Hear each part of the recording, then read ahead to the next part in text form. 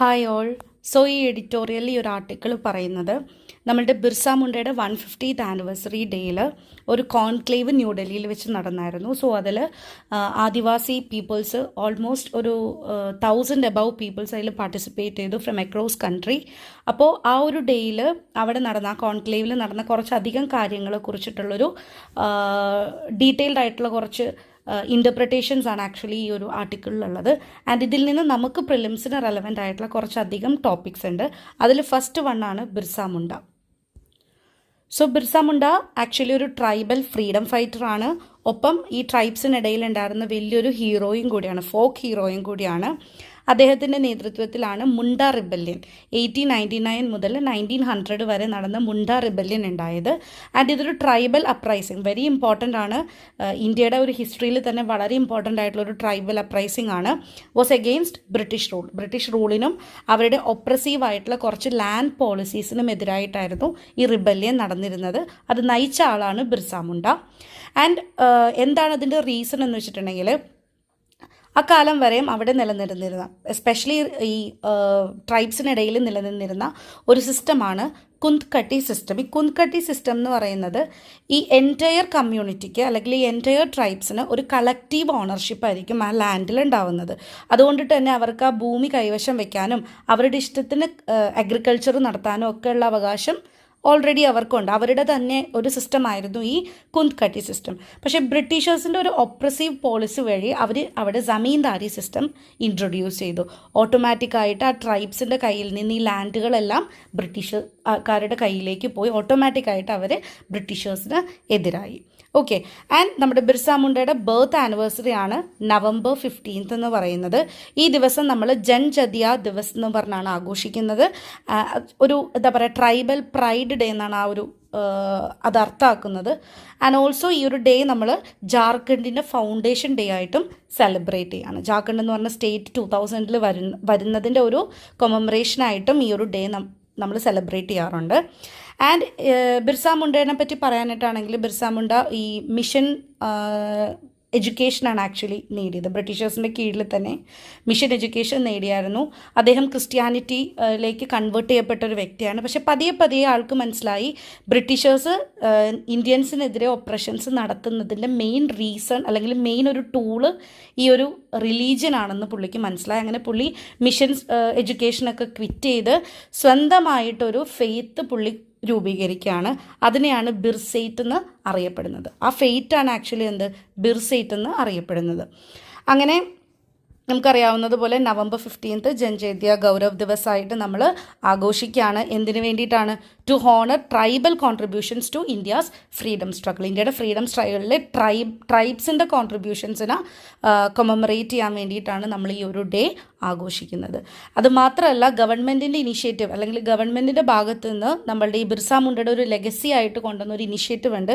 അതാണ് PM ജൻമൻ എന്ന് പറയുന്നത്. അതിൻ്റെ ഫുൾ ഫോം ജൻജയന്തി ആദിവാസി ന്യായ മഹാ അഭിയാൻ.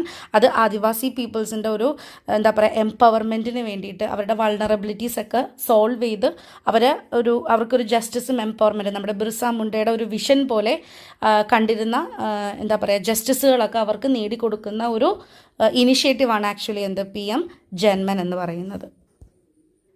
ഇത് 2020 നമ്മുടെ PYQ ആണ്. With reference to the history of India, Ulgulan or the Great Tumult is the description of which of the following events? The Revolt of 1857, the Mapla Rebellion of 1921, the Indigo Revolt of 1859-60, Birsa Munda Revolt of 1899-1900. ഈ ബിർസ മുണ്ടേനെ അറിയപ്പെടുന്ന മറ്റൊരു പേരാണ് ഉൾഗുലാൻ എന്നുള്ളത്. So the answer is option D. അടുത്തതായിട്ട് ഈ ആർട്ടിക്കിളിൽ എടുത്തു പറയുന്ന ഒരു കാര്യം, വളരെ ഇമ്പോർട്ടൻ്റ് ആയിട്ടുള്ളൊരു കാര്യം, ഒരു കോൺസ്റ്റിറ്റ്യൂഷൻ ഓർഡറിനെ കുറിച്ചിട്ടാണ്. അഥവാ ഒരു പ്രസിഡൻഷ്യൽ ഓർഡർ 1950 വന്ന ഒരു പ്രസിഡൻഷ്യൽ ഓർഡറിനെ കുറിച്ചിട്ടാണ്, എബൌട്ട് ഷെഡ്യൂൾ കാസ്റ്റ്. ഈ ഓർഡർ വെറുതെ പ്രസിഡന്റ് കൊണ്ടുവന്നതല്ല, ഇതിനൊരു കോൺസ്റ്റിറ്റ്യൂഷണൽ ബാക്കിംഗ് ഉണ്ട്. ആർട്ടിക്കിൾ 341 ആണ്. ഈ 341 പറയുന്നത് എന്താണെന്ന് വെച്ചിട്ടുണ്ടെങ്കിൽ, നമ്മളുടെ കോൺസ്റ്റിറ്റ്യൂഷൻ പ്രസിഡന്റിനെ അധികാരപ്പെടുത്തിയിരിക്കുകയാണ്. പ്രസിഡന്റിന് ഒരു അതോറിറ്റി കൊടുത്തിരിക്കുകയാണ്. എന്തിനു വേണ്ടിയിട്ട്? ഏതൊക്കെ കാസ്റ്റിൽ, റേസിൽ, ട്രൈബിൽ പെട്ട ആളുകളാണ് ആക്ച്വലി ഷെഡ്യൂൾ കാസ്റ്റിൻ്റെ ഡെഫിനിഷനിൽ വരുന്നതെന്നുള്ളത് പ്രസിഡൻറ്റിന് തീരുമാനിക്കാം. അത് ഏത് സ്റ്റേറ്റിലെയോ ഏത് യൂട്ടിയിലോ ആയിക്കോട്ടെ, ആർക്കാണ് ഇതിനുള്ള അധികാരമുള്ളത്? പ്രസിഡൻറ്റിനാണ് ഇതിനുള്ള അധികാരമുള്ളത്. So article 341 of the Indian constitution grant the president of India the authority to specify the caste, race and tribe that are to be deemed as scheduled caste in relation to any particular state or UT. 2 close ആണ് ഇതിൻ്റെ അകത്തുള്ളത്. ഒന്ന്, first close നേരത്തെ പറഞ്ഞ കാര്യം തന്നെ, പ്രസിഡൻറ്റിനാണ് authority ഉള്ളത്. ഏതൊക്കെ കാറ്റഗറിയിൽപ്പെട്ട, ഏതൊക്കെ കാസ്റ്റിൽ, ഏതൊക്കെ റേസിൽ, ഏതൊക്കെ ട്രൈബിൽപ്പെട്ട ആളുകളാണ് ഷെഡ്യൂൾ കാസ്റ്റ് ലിസ്റ്റിലേക്ക് ഇൻക്ലൂഡ് ചെയ്യപ്പെടുക എന്നുള്ളത് പ്രസിഡൻറ്റിന് തീരുമാനിക്കാം. പക്ഷേ with the consultation of the governor of that state. ആ സ്റ്റേറ്റിലെ ഗവർണറിൻ്റെ കൺസൾട്ടേഷനോടുകൂടി വേണം പ്രസിഡന്റ് അത് തീരുമാനിക്കാൻ. സെക്കൻഡ് ക്ലോസ് പറയുന്നത് എന്താണ്? ഒരിക്കൽ പ്രസിഡന്റ് ഈ ഒരു ലിസ്റ്റ് കൊണ്ടുവന്ന് തന്നാൽ പിന്നെ അതിൽ അമെൻമെൻറ്റ് നടത്താനുള്ള അധികാരം ആർക്കാണ്? Parliament of ഇന്ത്യക്കാണ്. ആൻഡ് ഈ അധികാരം എക്സ്ക്ലൂസീവാണ്. എന്ന് വെച്ചിട്ടുണ്ടെങ്കിൽ സ്റ്റേറ്റുകൾക്ക് ഈ അധികാരമില്ല. പിന്നീട് ഈ ലിസ്റ്റിൽ അമെൻമെൻറ്റ് നടത്താനായിട്ടുള്ള അധികാരം പാർലമെൻറ്റ് ഓഫ് ഇന്ത്യക്ക് മാത്രമാണ്. സോ ഈ ഒരു ആർട്ടിക്കിളിൻ്റെ അടിസ്ഥാനത്തിൽ ഇന്ത്യയിൽ 1950 വന്ന ഒരു പ്രസിഡൻഷ്യൽ ഓർഡറാണ് actually the constitution scheduled caste order 1950 എന്നറിയപ്പെടുന്നത്. ഓക്കെ, ഇതെന്തിൻ്റെ ബാക്കിങ്ങിൽ വന്നതാണ്? ആർട്ടിക്കിൾ 341 നമ്മൾ നേരത്തെ കണ്ടു. ഇനി ഇതിൻ്റെ ആദ്യത്തെ ക്ലോസിൽ ഒറിജിനലി കൊണ്ടുവന്ന ഓർഡറിൽ ഹിന്ദു റിലീജിയനിൽ പെട്ട ആളുകൾക്ക് മാത്രമേ ഷെഡ്യൂൾ കാസ്റ്റ് ലിസ്റ്റിൽ ഇൻക്ലൂഡ് ആകാൻ പറ്റുള്ളായിരുന്നു.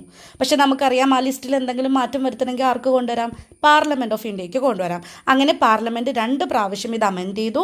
ഒന്ന് 1956 സിഖ് കമ്മ്യൂണിറ്റീനെ കയറ്റാൻ വേണ്ടിയിട്ട്, 1990 ബുദ്ധിസ്റ്റ് കമ്മ്യൂണിറ്റീനെ കയറ്റാൻ വേണ്ടിയിട്ട്. കാരണം അവർക്ക് മനസ്സിലായി ഹിന്ദുസ് മാത്രമല്ല, മീൻസ് വൾണറബിൾ ആയിട്ടുള്ള സെക്ഷൻസ് ഇനിയും ഉണ്ട് എന്ന് മനസ്സിലാക്കിയിട്ട് 2 പ്രാവശ്യം അത് അമെൻഡ് ചെയ്തു. ഇപ്പോൾ ഈ ഒരു ഓർഡറിൻ്റെ അകത്ത് 3 കമ്മ്യൂണിറ്റീസാണുള്ളത്. ഒന്ന് Hindus, Sikhs and Buddhist.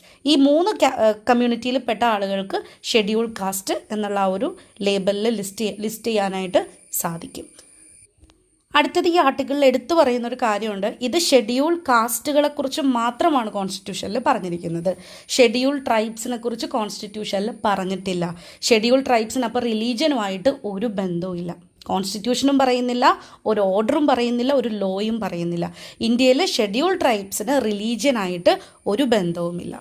Regardless ഏത് റിലീജിയൻ ആയിക്കോട്ടെ, ഷെഡ്യൂൾ ട്രൈബ്സ് ആണോ ഷെഡ്യൂൾ ട്രൈബ് ആയിരിക്കും.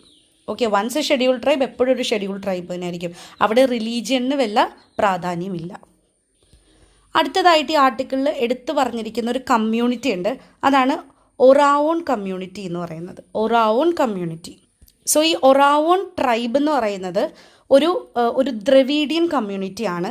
പക്ഷേ ഒരു ദ്രവീഡിയൻ കമ്മ്യൂണിറ്റി ആണെങ്കിൽ പോലും ഇവർ പ്രൈമറിലി താമസിക്കുന്നത് അല്ലെങ്കിൽ കണ്ടുവരുന്ന സ്ഥലങ്ങൾ ഛോട്ടാ നാഗ്പൂർ പ്ലാറ്റൂൺ അക്രോസ് ആണ്. എന്ന് വെച്ചാൽ ഓൾമോസ്റ്റ് ജാർഖണ്ഡ്, ഛത്തീസ്ഗഡ്, ഒഡീഷ, വെസ്റ്റ് ബംഗാൾ എന്ന് വെച്ചാൽ ഒരു ഈസ്റ്റ് ഇന്ത്യ റീജിയനിലാണ് ഇവരെ നമുക്ക് കൂടുതലായിട്ട് കാണാൻ പറ്റുന്നത്. ദോ അവരൊരു ദ്രവീഡിയൻ കമ്മ്യൂണിറ്റിയാണ്. ആൻഡ് ഇവർ സംസാരിക്കുന്ന ഭാഷ എന്ന് പറയുന്നത് കുറുക്ക് എന്നുള്ള ഭാഷയാണ്. കുറുക്ക്. ഓക്കെ, ഇതൊരു എക്സെപ്ഷനാണ്. കാരണം ഇതൊരു ദ്രവീഡിയൻ ലാംഗ്വേജിൽ പെട്ട അല്ലെങ്കിൽ ദ്രവീഡിയൻ ഫാമിലിയിൽ പെട്ട ഒരു ലാംഗ്വേജാണ്. പക്ഷെ നമ്മളിതിനെ കാണുന്നത് സൗത്ത് ഇന്ത്യയിലാണോ? അല്ല. ഇതിനെ നമ്മൾ കാണുന്നത് എവിടെയാണ്? ഈസ്റ്റ് ഇന്ത്യയിലാണ്. ഭാഷയുടെ പേരെന്താണ്? കുറുക്ക്. ഇതൊരു ദ്രവീഡിയൻ ഫാമിലിയിൽപ്പെട്ട ഭാഷയാണ്. 2 സ്ക്രിപ്റ്റിൽ നമ്മളിത് എഴുതാറുണ്ട്. ഒന്ന് ദേവനാഗരി സ്ക്രിപ്റ്റ്, 2 തോലോങ് സിക്കി സ്ക്രിപ്റ്റ്. ഈ 2 സ്ക്രിപ്റ്റിലും നമ്മൾ ഈ കുറുക്ക് എന്നുള്ള ലാംഗ്വേജ് എഴുതാറുണ്ട്. ഇനി ജസ്റ്റ് ഇവരുടെ അഡ്മിനിസ്ട്രേഷൻ ഒന്ന് നോക്കാനായിട്ടാണെങ്കിൽ ഇവർക്ക് 2 ഹെഡാണുള്ളത്. ഒന്ന് ഒരു സെക്യുലർ ആയിട്ടുള്ള ഹെഡ്മാൻ. ഓക്കെ, അതിനെയാണ് മഹട്ടോ എന്ന് പറയുന്നത്. 2 പഹാൻ, അതൊരു റിലീജിയസ് ഹെഡായിരിക്കും. ഒരു പ്രീസ്ലി ആയിട്ടുള്ള ഒരാളായിരിക്കും, ഒരു റിലീജിയസ് ഹെഡായിരിക്കും. പക്ഷേ മഹട്ടോ എന്ന് പറയുന്നത് ഒരു സെക്യുലർ ഹെഡായിരിക്കും. അടുത്തത് ഈ ഒരു കമ്മ്യൂണിറ്റിയുടെ മെയിൻ ആയിട്ടുള്ള 2 ഫെസ്റ്റിവൽസ് ഉണ്ട്. ഒന്ന് സർഹൂൾ, ഇതൊരു ന്യൂ ഇയർ ഫെസ്റ്റിവലാണ്. 2 കർമ്മ എന്ന് പറയുന്നത് ഒരു ഹാർവെസ്റ്റ് ഫെസ്റ്റിവലാണ്. ഓക്കെ, ഈ 2 ഫെസ്റ്റിവൽസാണ് മെയിനായിട്ടും ഈ ഒരു ട്രൈബിനെ സംബന്ധിച്ച് ഉള്ളത്. ഇനി അടുത്തതായിട്ട് വളരെ ഇമ്പോർട്ടൻ്റ് ആയിട്ടുള്ളൊരു കാര്യം, ഈ ഒരു ട്രൈബിൽ പെട്ട അല്ലെങ്കിൽ ഈ ഒരു ട്രൈബിൻ്റെ നേതൃത്വത്തിൽ മുന്നോട്ട് വന്നൊരു മൂവ്മെൻ്റ് ഉണ്ട്. അതാണ് തനാ ഭഗത് മൂവ്മെൻറ്റ്. ഈ മൂവ്മെൻറ്റ് നടന്ന വർഷം 1914 to 1920. നമുക്കറിയാം നമ്മുടെ ഫ്രീഡം മൂവ്മെൻറ്റിൻ്റെ ആ ഒരു പീക്ക് ടൈമിലാണ് ഇതും വരുന്നത്. ആൻഡ് ഇത് കൊണ്ടുവന്നത് ആരാണ്? ജത്ര ഭഗത് എന്നുള്ളൊരു വ്യക്തിയാണ്. ഓക്കെ, ഈ ഒരു കമ്മ്യൂണിറ്റിയുടെ കീഴിലാണ് ആക്ച്വലി ഈ ഒരു മൂവ്മെൻറ്റ് വരുന്നത്. ഇവരുടെയും ഒരു ബ്രിട്ടീഷേഴ്സിനെതിരായിട്ടുള്ളൊരു മൂവ്മെൻറ്റാണ്, ഒരു അഹിംസ മോഡൽ, നോൺ വയലൻസ് മോഡലായിട്ടുള്ളൊരു മൂവ്മെൻറ്റാണ്. പക്ഷേ സ്ലോലി ഇത് പതിയെ നമ്മുടെ ഇൻ്റർനാഷണൽ കോൺഗ്രസ്സുമായിട്ട് മേർജ് ചെയ്ത് പോകുന്നുണ്ട്. ഓക്കെ, ഇതാണ് നമ്മുടെ ഒറാവോൺ ട്രൈബ് അല്ലെങ്കിൽ കമ്മ്യൂണിറ്റിനെ കുറിച്ച് പറയാനുള്ളത്. ലാസ്റ്റായിട്ട് 2 ട്രീനെ കുറിച്ച് മെൻഷൻ ചെയ്യുന്നുണ്ട്. ഒന്ന് സാലും 2 കരം. സാൽ ആൻഡ് കരം ഇത് രണ്ടും ഡെസീഡിയസ് ആയിട്ടുള്ള ട്രീസ് ആണ്. ഇത് സേക്രഡ് ട്രീ ആയിട്ട് ആദിവാസി ഫെസ്റ്റിവൽസ് ആൻഡ് റിച്വൽസിന് വേണ്ടിയിട്ട് എന്താ പറയുക, ഈ ട്രീയുടെ ചുറ്റുമായിരിക്കും അവർ റിച്വൽസ് നടത്തുന്നത്. അങ്ങനെ ഒരു ഡിവൈൻ ആയിട്ട് ഇവർ കാണുന്ന 2 ട്രീസാണ് സാലും ഖരമും. ഇത് രണ്ടും ഡെസീഡിയസ് ആയിട്ടുള്ള ട്രീ ആണ്. Thank you.